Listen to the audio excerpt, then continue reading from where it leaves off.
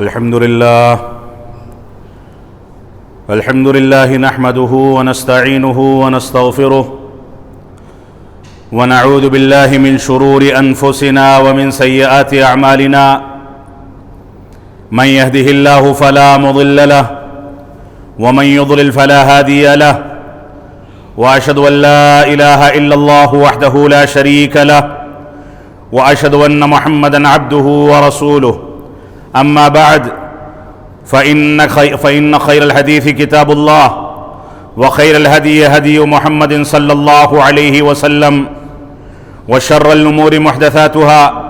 وكل محدثة بدعة وكل بدعة ضلالة وكل ضلالة في النار فأعوذ بالله السميع العليم من الشيطان الرجيم بسم الله الرحمن الرحيم وإنك لعلى خلق عظيم وقال النبي صلى الله عليه وسلم بعثت لأتمم مكارم الأخلاق۔ محترم سامعین کرام، بزرگان دین اور نوجوان ساتھیوں، گزشتہ خطبہ جمعہ میں استغفار اور استغفار کے مواقع اور جن اسباب کی بنیاد پر اللہ رب العالمین نے مسلمانوں کو معاف کرنے کا وعدہ فرمایا ہے، شیخ الاسلام علامہ ابن تیمیہ رحمۃ اللہ علیہ کے حوالے اور ان کے قول کے مطابق آپ حضرات کے سامنے اس کے 10 اسباب کا تذکرہ کیا گیا تھا۔ رسول اکرم صلی اللہ علیہ وسلم کے بارے میں اللہ رب العالمین نے ایک ایسی جامع صفت کا تذکرہ قرآن مجید کے اندر فرمایا جو جامع صفت امت اسلامیہ کا بیڑا پار کرنے اور امت اسلامیہ کی کامیابی کی ضمانت دینے کے لیے کافی ہے۔ رسول اکرم صلی اللہ علیہ وسلم اور صحابہ کرام اس صفت پر عموماً زندگی کے تمام گوشوں میں ہمیشہ فائز رہا کرتے تھے اور ان چیزوں کی تکمیل کرنے کی کوشش کیا کرتے تھے۔ اللہ رب العالمین نے ارشاد فرمایا وَإِنَّكَ لَعَلَى خُلُقٍ عَظِيمٍ کہ اللہ کے نبی صلی اللہ علیہ وسلم آپ عظیم اخلاقیات پر فائز ہیں۔ اللہ رب العالمین نے آپ کے اخلاق کریمانہ کو بہت بلند رکھا ہے۔ آپ کا لوگوں کے ساتھ تعامل کرنا، دشمنوں سے سامنا کرنا، لوگوں سے گفتگو کرنا، لوگوں کے بارے میں کسی بات کی گواہی دینا، کسی بھی انداز کا زندگی کا فیصلہ کرنا، یہ سارا کا سارا اللہ رب العالمین نے جو حسن اخلاق کے مراتب اور اس کے ضوابط ذکر فرمائے ہیں اس کے دائرے میں رہتا ہے۔ رسول اکرم صلی اللہ علیہ وسلم کے حسن اخلاق کا یہ عالم تھا کہ ایک دیہاتی نے قرضے کے مطالبے میں آپ کا کرتا پکڑ لیا، گھسیٹنے لگا، آپ کو اذیتیں دینے لگا۔ صحابہ کرام دوڑے، آپ نے فرمایا کہ نہیں، اس نے اپنے حق کا مطالبہ کیا ہے، لہذا یہ جیسا کرتا ہے، جیسا کہتا ہے ویسا کر دیا جائے۔ اللہ کے نبی صلی اللہ علیہ وسلم کے اونچے اخلاق کا یہ عالم تھا کہ جب پوری زندگی مکی دور میں اور مدینہ ہجرت کرنے کے بعد صحابہ کرام اور رسول اکرم صلی اللہ علیہ وسلم اور اسلام کے دشمنوں نے، یہود و نصارہ نے، مشرکوں نے رسول اکرم صلی اللہ علیہ وسلم کو قتل کرنے کی سازشیں کی، آپ کو لہو لہان کیا گیا، آپ کے خلاف اذیتیں پیدا کی گئیں، آپ کو نہ جانے کون کون سے القاب سے ملقب کیا گیا، آپ کو تکلیفیں پہنچائی گئیں، ہر انداز سے آپ کو زد و کوب کرنے کی کوششیں کی گئیں۔ اس کے باوجود جب فتح مکہ کے موقع پر رسول اکرم صلی اللہ علیہ وسلم پوری طاقت، پوری فوج اور سارے کے سارے امکانات کے ساتھ مکہ مکرمہ میں داخل ہوتے ہیں تو عام معافی کا اعلان کر دیا جاتا ہے۔ اللہ کے نبی صلی اللہ علیہ وسلم اعلان کر دیتے ہیں کہ جو لوگ فلاں جگہ پر پناہ لے لیں ان کو ہم نے امن و سلامتی کا پیغام دے دیا، جو فلاں جگہ پر چلے جائیں ان کے ساتھ چھیڑ چھاڑ نہیں کی جائے گی۔ یہ وہی کفار و مشرکین مکہ تھے جنہوں نے صحابہ کرام کے پیر میں بیڑیاں ڈالی تھیں۔ یہ وہی صحابہ کرام، یہ وہی مشرکین مکہ اور دشمنان اسلام تھے جنہوں نے بلال حبشی رضی اللہ تعالیٰ عنہ کو، آل یاسر کو، صحابیات کو اور صحابہ کرام کو اذیتیں دی تھیں۔ یہ وہی لوگ تھے جنہوں نے ہماری ماؤں اور ہماری اسلامی بہنوں یعنی صحابیات کے شرمگاہوں میں نیزہ مار کر کے ان کو شہید کر دیا تھا۔ یہ وہی لوگ تھے، وہی دشمنان اسلام تھے جنہوں نے رسول اکرم صلی اللہ علیہ وسلم کی زندگی کا دائرہ تنگ کرنے کی کوشش کی تھی، آپ کے اوپر غیظ و غضب کا اظہار کیا تھا، آپ کے خلاف قتل کی سازشیں کی تھی، لیکن اس کے باوجود اخلاق کریمانہ کا یہ تقاضا تھا کہ اللہ کے نبی صلی اللہ علیہ وسلم نہ کسی سے بدلہ لیتے تھے اور نہ بدلہ لینے کی تعلیم دیتے تھے۔ وہ صحابہ کرام کو ہمیشہ صبر و تحمل کی تلقین فرماتے، استقامت کے ساتھ کام لینے کی تلقین فرماتے۔ تو اللہ کے نبی صلی اللہ علیہ وسلم کے بارے میں اسی وجہ سے اللہ رب العالمین نے فرمایا وَإِنَّكَ لَعَلَى خُلُقٍ عَظِيمٍ، آپ اخلاقیات کے بلند ترین مقام پر فائز ہیں۔ یہ اللہ رب العالمین کی گواہی ہے۔ صحابہ کرام کے ساتھ تعامل ہو، کفار و مشرکین کے ساتھ تعامل ہو، دشمنان اسلام کے ساتھ تعامل ہو، اذیتیں پہنچانے والوں اور اسلام کو نقصان پہنچانے کی کوششیں کرنے والوں کے ساتھ معاملات کرنے ہوں، ہر جگہ پر رسول اکرم صلی اللہ علیہ وسلم نے اپنے مبارک مسکراتے چہرے کے ساتھ لوگوں سے سامنا کیا اور ساری کی ساری سازشیں اسی کے نتیجے میں ناکام ہوتی چلی گئیں۔ یہ اللہ کے نبی صلی اللہ علیہ وسلم کے اخلاق کریمانہ تھے۔ اسی وجہ سے اللہ کے نبی صلی اللہ علیہ وسلم فرماتے ہیں بعثت لأتمم مکارم الاخلاق، کہ میں اخلاقی تعلیمات اور اخلاقی مطالبات کی تکمیل کے لیے اس دنیا میں بھیجا گیا ہوں۔ یہ سلسلہ صحیحہ کی روایت ہے جس کو علامہ البانی رحمۃ اللہ علیہ نے صحیح قرار دیا۔ اللہ کے نبی صلی اللہ علیہ وسلم نے بے شمار مقامات پر حسن اخلاق کی فضیلتوں کا تذکرہ فرمایا۔ ایک مرتبہ کسی صحابی رسول نے اللہ کے نبی صلی اللہ علیہ وسلم سے سوال کیا، صحیح بخاری کی روایت ہے کہ اللہ کے نبی صلی اللہ علیہ وسلم مجھ کو نیکیوں کے بارے میں اور برائیوں کے بارے میں بتائیں کہ نیکیاں کیا ہوتی ہیں، اچھے کام کیا ہوتے ہیں اور برائیاں اور گناہ کے کام کس کو کہا جاتا ہے۔ تو اللہ کے نبی صلی اللہ علیہ وسلم نے دو ٹوک الفاظ میں تھوڑا سا تعارف پیش کر کے فرمایا البر حسن الخلق، نیکیاں یہ ہیں کہ انسان حسن اخلاق اختیار کر لے، انسان اللہ رب العالمین کے ساتھ حسن اخلاق اختیار کرے، رسول اکرم صلی اللہ علیہ وسلم کے ساتھ حسن اخلاق اختیار کرے اور حسن اخلاق میں اتنے اونچے مقام پر فائز ہو جائے کہ اس کے اوپر کیچڑ اچھالنے والے، پتھر پھینکنے والے، اس کے خلاف سازشیں کرنے والے اپنے واروں سے خود ہی تباہ و برباد ہوتے رہیں اور اس کی ذات پر اور اس کی زندگی پر کوئی فرق نہ پڑے۔ وہ چمکتا سورج اور دمکتا چاند بن جائے، وہ دنیا کو روشنی پہنچانے والا بن جائے، وہ دنیا کے اندر خیر و بھلائی کو پھیلانے والا، امن و سلامتی کا پیغام دینے والا بن جائے اور اس کے نتیجے میں دنیا اس کی زندگی سے، اس کے اعمال سے اسوہ پکڑنے پر مجبور ہو جائے۔ یہ ایک سچے مسلمان کی صفت ہوتی ہے۔ تو اللہ کے نبی صلی اللہ علیہ وسلم نے فرمایا البر حسن الخلق، نیکی یہ ہے کہ انسان حسن اخلاق کو اختیار کر لے، نیکی یہ ہے کہ انسان با اخلاق بن جائے۔ آپ نے یہ نہیں فرمایا کہ نیکی یہ ہے کہ تم راتوں میں تہجد ادا کر لو، دن بھر 5 وقتہ نمازوں کی ادائیگی کر لو، یقیناً یہ بھی نیکی ہے، لیکن کتنے ایسے افراد ہیں جو تہجد کے قیام کے عادی ہیں، 5 وقتہ نمازوں کی پابندی کرنے والے ہیں، قرآن مجید کی تلاوت کا اہتمام کرنے والے ہیں، لیکن حقوق العباد میں، لوگوں کے حقوق کو ادا کرنے میں اتنے کوتاہ ہیں کہ ان کے بارے میں رسول اکرم صلی اللہ علیہ وسلم نے فرمایا کہ قیامت کے دن ایک شخص ایسا آئے گا جس کی نیکیاں تہامہ کے پہاڑ کے برابر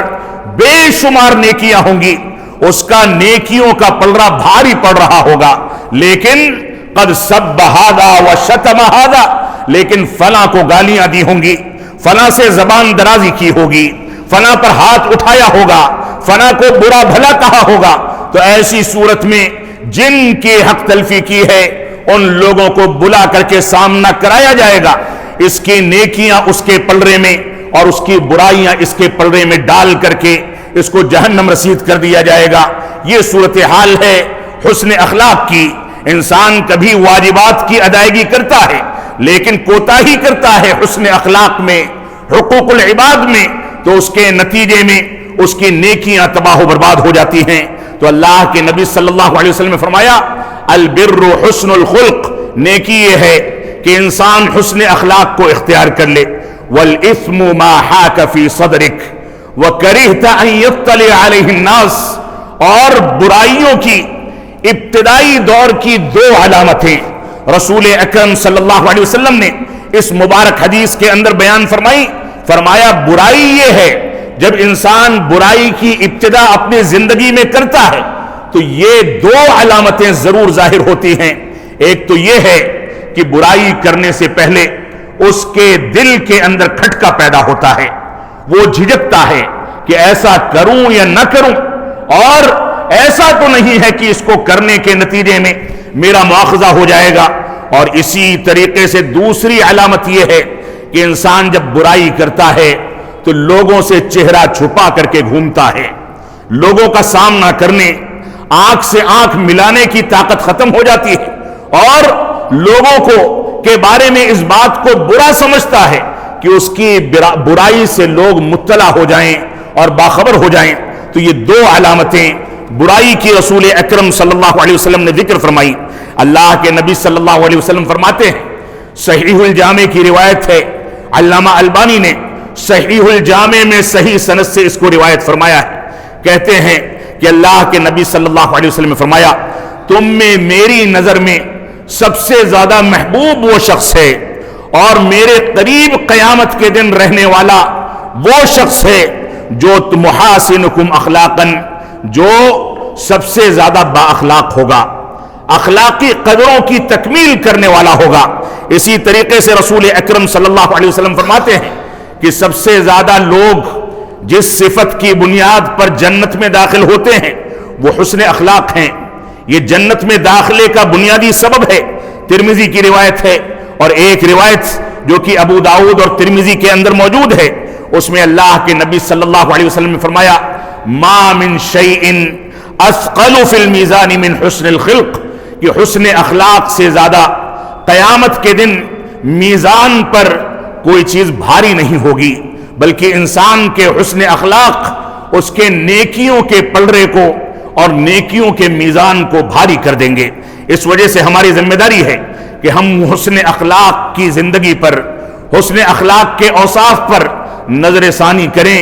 اپنی زندگی میں نکھار پیدا کریں، تبدیلی پیدا کریں۔ حسن اخلاق کے مظاہر کو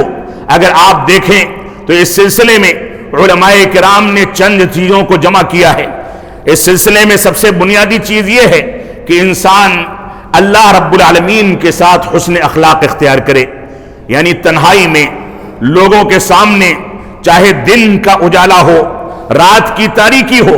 ہر وقت میں وہ اللہ رب العالمین کا خوف اور تقوی رکھے، برائیوں سے بچے، اللہ رب العالمین نے جو حکم دے دیا اس کے مطابق زندگی گزارے، چاہے تنہائی ہو یا دن کا اجالا ہو، کبھی بھی اللہ رب العالمین کے خلاف نہ جائے، اس کے دین کے خلاف نہ جائے، بلکہ اس کی زندگی اللہ رب العالمین کی سمع و طاعت میں گزرے۔ اسی طریقے سے حسن اخلاق کا ایک مظہر یہ ہے کہ انسان برے کلمات سے، غلط انداز کی اور بری زبان سے اپنے آپ کو بچائے، گالی گلوچ نہ کرے، برا بھلا نہ کہے، اس کے ساتھ کوئی غلط وتیرہ اختیار کرتا ہے اس کے باوجود وہ اس کے ساتھ بہتر سلوک کرے، خاموشی اختیار کر لے، صبر سے کام لے۔ یہ اس کا دوسرا مظہر ہے۔ حسن اخلاق کا ایک تقاضا یہ ہے کہ انسان کے اوپر جو مشکلات آتی ہیں، جو پریشانیاں آتی ہیں، ان پر صبر و تحمل سے کام لے۔ اللہ کے نبی صلی اللہ علیہ وسلم فرماتے ہیں کہ مومن کا معاملہ بڑا عجیب و غریب ہے. اگر اس کو مشکلات لاحق ہوتی ہیں تو صبر کرتا ہے تو اللہ رب العالمین اس کو اجر عطا فرماتا ہے, اور اگر وہ خوشی کے ایام سے, آسانی کے ایام سے اور آسانیوں سے گزرتا ہے تو وہ اس پر اللہ رب العالمین کا شکر ادا کرتا ہے, اور شکر ادا کرنے پر بھی اس کو اللہ رب العالمین اجر عطا فرماتا ہے. اس وجہ سے ہماری ذمہ داری ہے کہ ہم قرآن و سنت کے مطابق ان صفات کو اختیار کریں. ایک روایت میں رسول اکرم صلی اللہ علیہ وسلم نے فرمایا کہ ایک ایسا شخص جو لوگوں کے درمیان زندگی گزارتا ہے, لوگوں کی زبان درازی, لوگوں کی اذیتوں پر ان کے درمیان رہتے ہوئے صبر و تحمل سے کام لیتا ہے, وہ شخص اس سے کہیں زیادہ بہتر ہے جو لوگوں کی صحبت چھوڑ کر کے تنہائی کی زندگی گزارے اور ان کی اذیتوں سے بچنے کے لیے اپنے آپ کو ان سے دور کر لے. اس وجہ سے جب انسان معاشرے میں زندگی گزارے گا, لوگوں کے ساتھ اٹھے بیٹھے گا, تو اذیت کی چیزیں, تکلیف کی چیزیں یقیناً آئیں گی, لیکن ان پر صبر کرنا, اللہ رب العالمین کی تقدیر پر صبر کرنا, اس نے جو کچھ مقدر کر دیا اس کو مان لینا, تسلیم کر لینا, اور اللہ رب العالمین سے حسن ظن رکھنا, یہ مسلمان کی بنیادی ذمہ داری ہے. اسی طریقے سے انسان زناکاری اور زناکاری کے اسباب سے اپنے آپ کو محفوظ رکھے, بے حیائی اور بے پردگی سے اپنے آپ کو محفوظ رکھے. یہ بھی انسان کے حسن اخلاق کا ایک مظہر اور اس کا ایک تقاضا ہے. اسی طریقے سے حسن اخلاق کا ایک تقاضا یہ ہے کہ انسان منکرات سے, نشہ آور اشیاء سے, شراب پینے سے, جوا کھیلنے سے, لوگوں کے سامنے ان کو دھوکہ دینے سے, اس انداز کی تمام چیزوں سے اپنے آپ کو محفوظ رکھے. اور علماء کرام لکھتے ہیں کہ حسن اخلاق کا ایک مظہر اور تقاضا یہ ہے کہ انسان کم بولے. زیادہ بولے گا تو زبان کی مسئولیت زیادہ بڑھے گی. جب ضروری ہے اور وہ اس بات کو محسوس کرتا ہے کہ یہاں بولنا چاہیے, وہاں پر یقیناً بولے, لیکن بے جا طریقے سے اپنی زبان کا استعمال کرتا رہے, بلا ضرورت کے اپنی زبان کو چلاتا رہے, گفتگو کرتا رہے, تو یہ چیز حسن اخلاق کے تقاضے کے خلاف ہے. اس وجہ سے مسلمان کو اگر حسن اخلاق کی تعلیمات پر عمل پیرا ہونا ہے تو کم بولنے کا عادی بننا ہوگا, ضروری گفتگو کرنے کا عادی بننا ہوگا. یہ بھی اس کا ایک تقاضا ہے. اسی طریقے سے لوگوں کی غیبت سے, لوگوں کے اوپر تہمت تراشی سے اپنے آپ کو بچائے, جھوٹ بولنے سے بچے, لوگوں کو سلام دعا کرنے میں پہل کرے, صلہ رحمی کرے, رشتہ داریوں کو جوڑے اور رشتہ داریوں کو کاٹنے سے بچے, غریبوں کو کھانا کھلائے, صدقات و خیرات کرے. یہ ساری کی ساری چیزیں حسن اخلاق کو اختیار کرنے کے تقاضے ہیں. ہماری ذمہ داری ہے کہ ان چیزوں کو ہم اختیار کریں. امام ابن رجب حنبلی رحمت اللہ علیہ, جو کہ مشہور امام و محدث گزرے ہیں, وہ اپنی کتاب جامع العلوم والحکم کے اندر بیان کرتے ہیں, اور یہ بیان انہوں نے ابو محمد بن ابو زید قیروانی رحمت اللہ علیہ, جو کہ مشہور امام و فقیہ گزرے ہیں, ان سے یہ قول نقل کیا ہے. اور حقیقت یہ ہے کہ یہ قول اگر غور و تدبر کیا جائے تو اس میں بڑی باریکیاں اور بڑی گہرائی ہے. کہتے ہیں کہ حسن اخلاق کی اسلام کی جو بھی تعلیمات ہیں وہ ساری کی ساری تعلیمات 4 احادیث سے متفرع ہوتی ہیں. 4 ایسی حدیثیں ہیں جن سے اخلاق کی تمام تعلیمات کو اخذ کیا جا سکتا ہے. یہ 4 حدیثیں حسن اخلاق کی تعلیمات پر مبنی, ان کی بنیادیں اور ان کا منبع و مصدر ہیں. لہذا ان 4 حدیثوں کو انسان کو اپنی زندگی میں ہمیشہ نافذ کرنا چاہیے. یہ 4 حدیثیں جو ابن رجب حنبلی رحمت اللہ علیہ نے ذکر کی ہیں, ان حدیثوں کو آپ غور سے سنیں, ان پر عمل پیرا ہونے کی کوشش کریں. کہتے ہیں کہ پہلی حدیث جس سے اخلاقی تعلیمات کی بنیاد بنتی ہے وہ حدیث ہے اللہ کے نبی صلی اللہ علیہ وسلم کا فرمان, لا یؤمن احدکم حتی یحب لأخیہ ما یحب لنفسہ. صحیح بخاری کی روایت ہے. فرمایا اللہ کے نبی صلی اللہ علیہ وسلم نے کہ تم میں سے کوئی شخص اس وقت تک کامل مومن نہیں ہو سکتا جب تک اپنے لیے، اپنے بھائی کے لیے وہی چیزیں پسند نہ کرنے لگے جو چیزیں اپنے لیے پسند کرتا ہے۔ یہ حسن اخلاق کی بنیادی تعلیمات میں پہلی حدیث ہے جس کو ہمیں غور و تدبر کر کے اپنی زندگی میں نافذ کرنا چاہیے۔ ایک مسلمان اپنے مسلمان بھائی کا نقصان نہیں چاہتا۔ ایک مسلمان اگر اپنے لیے دنیاوی اور اخروی ترقی چاہتا ہے تو وہ دنیاوی اور اخروی ترقی اپنے بھائی کے لیے بھی پسند کرے۔ ایک مسلمان اگر یہ چاہتا ہے کہ دنیا میں ترقی کرے، اس کے پاس مال و دولت ہو، آرام و آسائش ہو، لوگوں سے تعلقات بنے،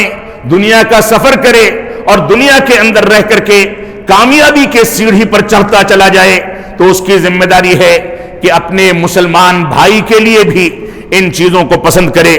اسی طریقے سے ایک مسلمان اپنے بھائی کے لیے یا اپنی ذات کے لیے دھوکہ دھڑی کو، جھوٹ کو، فریب کو، جھوٹ بولنے کو، نقصان کو، دنیاوی تنزلی کو اور ہر انداز کی تنزلی کو اور دنیا کی ناکامی کو ناپسند کرتا ہے، تو اس کی ذمہ داری ہے کہ اپنے بھائی کے لیے بھی ان چیزوں کو ناپسند کرے، اور اگر وہ اس راستے پر نکلتا ہے جس راستے میں ناکامی کا امکان ہے تو اس کا ہاتھ پکڑ کر کے روک لے، اور اگر اس کو کوئی راستہ ملتا ہے جس راستے پر چل کر کے وہ ترقی کرتا ہے، دنیا میں عزت و وقار کماتا ہے، تو اپنے مسلمان بھائی کا ہاتھ پکڑ کر کے اس کی بھی رہنمائی کرے کہ یہ راستہ اختیار کیا جائے، اس میں دنیاوی اور اخروی کامیابی کے امکانات زیادہ ہیں، یہ قرآن و سنت کے روشنی میں اختیار کیا گیا راستہ ہے۔ تو پہلی حدیث یہ ہے کہ انسان اپنے بھائی کے لیے انہی چیزوں کو پسند کرے جو اپنے لیے پسند کرتا ہے۔ دوسری حدیث جس پر اخلاقی تعلیمات کی بنیاد ہے وہ اللہ کے نبی صلی اللہ علیہ وسلم کا فرمان، من کان یؤمن باللہ والیوم الآخر فلیقل خیرا او لیصمت۔ صحیح بخاری اور صحیح مسلم کی روایت ہے، اللہ کے نبی صلی اللہ علیہ وسلم نے فرمایا،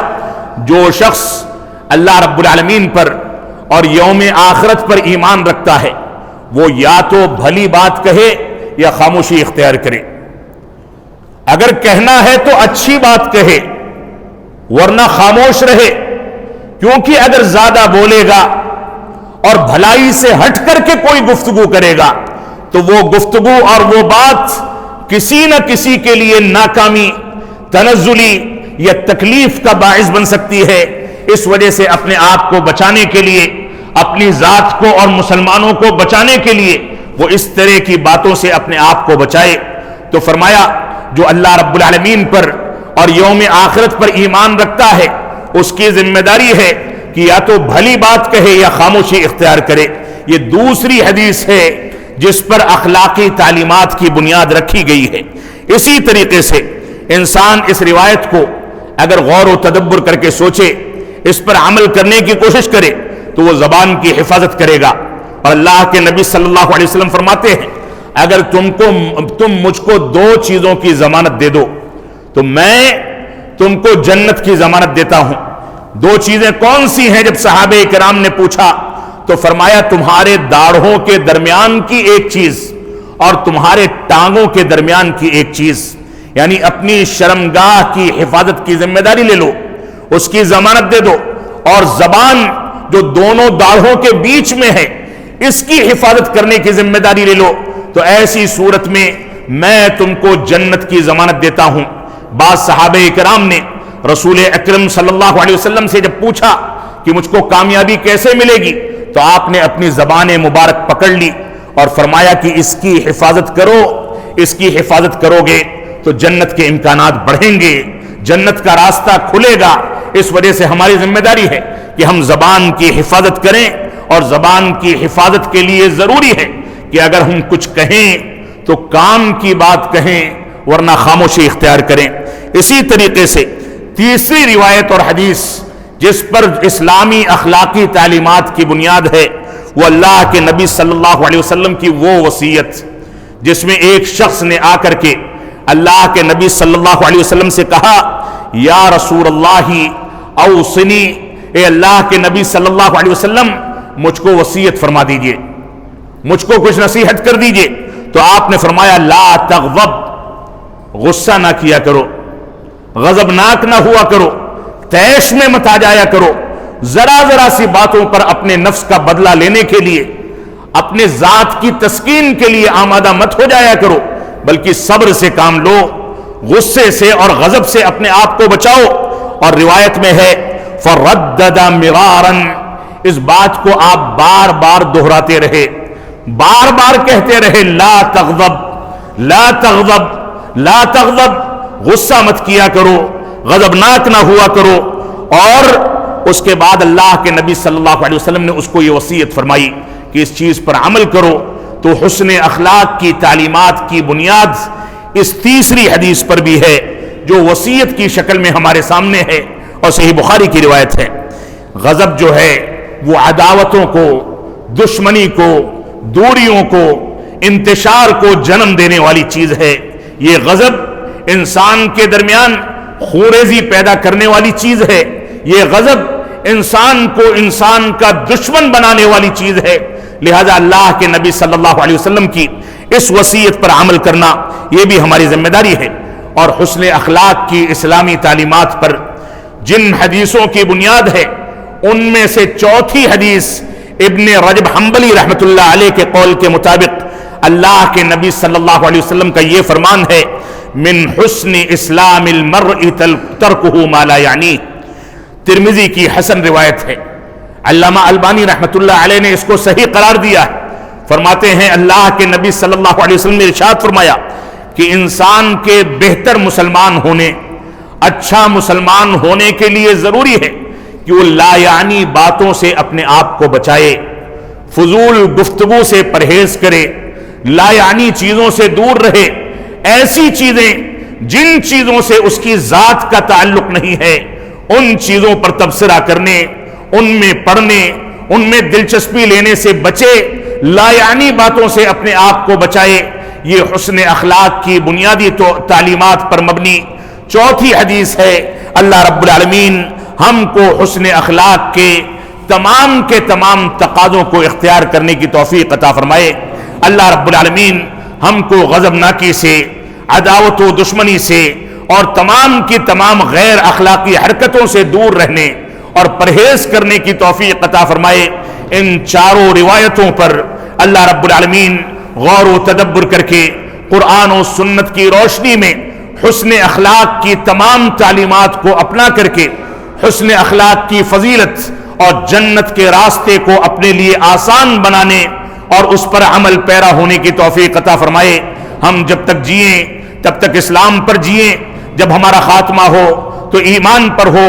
بارک اللہ لنا ولکم فی القرآن المجید ونفعنی وإیاکم بالآیات والذکر الحمید انہ تعالی جواد کریم ملک بر الرؤوف الرحیم۔